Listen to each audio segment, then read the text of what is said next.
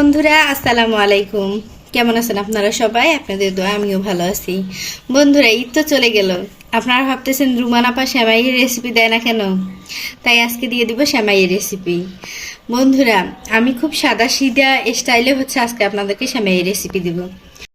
আগে কড়াইয়ের মধ্যে দিয়ে দিলাম একটু তেল। তেল দিয়ে আমি এখানে বাদাম আর কিশমিশটা ভেজে নিব। দেখুন বন্ধুরা, বাদাম আর কিশমিশটা ভেজে নিব।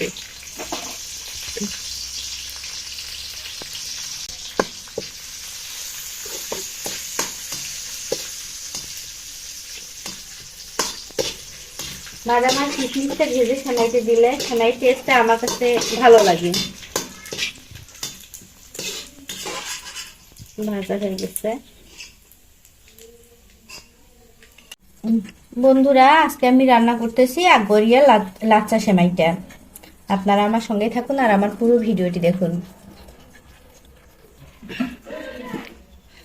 বন্ধুরা বাদাম আর কিশমিশটা ভাজা হয়ে গেছে, এখন আমি পিওর খাঁটি গরুর দুধটা দিয়ে দিচ্ছি কড়াইয়ের মধ্যে।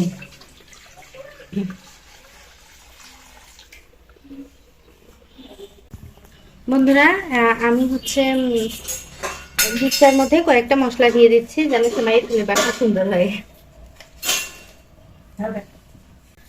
এখন দিয়ে দিচ্ছি পরিমাণ মতো চিনি, যতটুকু মিষ্টি খাবো ততটুকুই। আমি আবার সেমাইতে একটু মিষ্টি বেশি খাই, আমার সেমাইতে একটু মিষ্টি বেশি লাগে।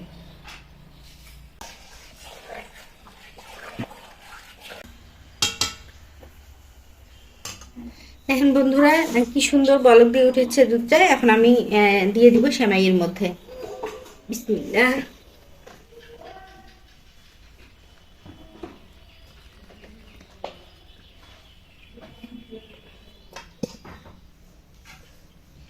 এখন ঢাকনা দিয়ে কিছুক্ষণের জন্য রেখে দিব। 1-2 মিনিট পর ঢাকনাটি খুলে আমি দিয়ে দেবো এই কিশমিশটা ভেজে রাখছিলাম, এটা দিয়ে দিব সুন্দর করে। আমার বর আবার ভেজা ভেজা সেমাই খেতে খুব পছন্দ করে। সেমাইটাতে যেন দুধ বেশি হয়, একটু ঝোল ঝোল হয়, তাতে ওই মহা খুশি।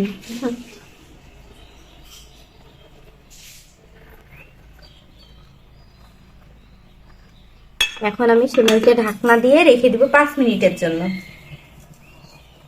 চলো এখন বন্ধুরা, এই তো আমার সেমাই একদম রেডি। এখন প্রথমে তুলে নিচ্ছি আমার ছেলের বাবার জন্য, ওর জন্য আগে তুলে নেই। বিসমিল্লাহির রহমানির রহিম। এই যে ঝোল ঝোল সেমাই খেতে মানে কি আর বলবো আপনাদেরকে, ওর সব থেকে বড় পছন্দ একদম খাঁটি গরুর দুধ দিয়ে এরকম ঝোল ঝোল সেমাই। এটা ওর জন্য তুলে নিচ্ছি।